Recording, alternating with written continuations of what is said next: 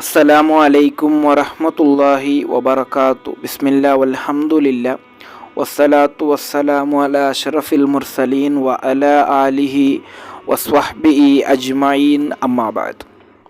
ಇದನ್ನು ಕೆಳಗೆ ಇಟ್ಟು ನೀವು ಅಲ್ಲಾಹನೊಂದಿಗೆ ಪ್ರಾರ್ಥಿಸಿ, ಖಂಡಿತವಾಗಿಯೂ ನಿಮ್ಮ ಪ್ರಾರ್ಥನೆಗೆ ಉತ್ತರ ಸಿಗುತ್ತದೆ. ಹೇಗೆ ಎಂಬುದನ್ನು ಹದೀಸ್ ಮೂಲಕ ತಿಳಿಯೋಣ. ಇಮಾಮ್ ಮುಸ್ಲಿಂ ರಲಿಯಲ್ಲಾಹು ಅನ್ಹೂರವರು ವರದಿ ಮಾಡಿದಂತಹ ಹದೀಸ್, ಅಬಿ ಹುರೈರಾ ರಲಿಯಲ್ಲಾಹು ಅನ್ಹೂರವರಿಂದ ನಿವೇದನೆ.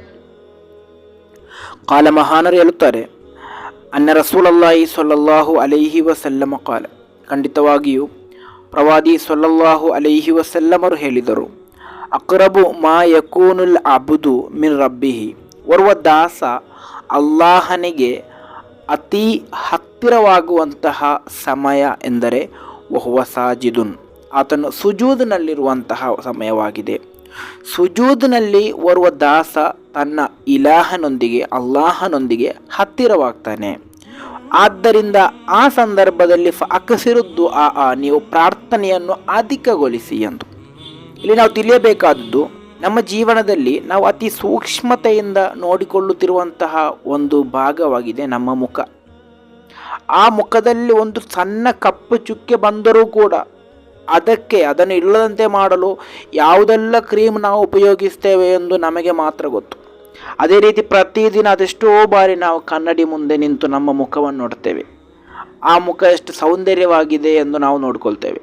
ಅದೇನೋ ಸೌಂದರ್ಯ ಕಮ್ಮಿ ಇದ್ದರೆ ಸೌಂದರ್ಯ ವರ್ಧನೆಗೋಸ್ಕರ ಏನೆಲ್ಲ ನಾವು ಮಾಡ್ತೇವೆ. ಅದೇ ರೀತಿ ನಮ್ಮ ಶರೀರದ ಯಾವ ಭಾಗಕ್ಕೂ ಯಾರು ಹೊಡೆದರೂ ಕೂಡ ನಮಗಷ್ಟು ನೋವಾಗಲ್ಲ. ಅದೇ ಮುಖಕ್ಕೆ ಯಾರಾದರೂ ಹೊಡೆದರೆ ನಮಗೆ ತಟ್ಟನೆ ಕೋಪ ಬರುತ್ತೆ, ದ್ವೇಷ ಬರುತ್ತೆ. ಈ ರೀತಿ ನಾವು ಅತಿಯಾಗಿ ಇಷ್ಟಪಡುವಂತಹ ಸೂಕ್ಷ್ಮತೆಯಿಂದ ನೋಡುವಂತಹ ಒಂದು ಭಾಗವಾಗಿದೆ ನಮ್ಮ ಮುಖ.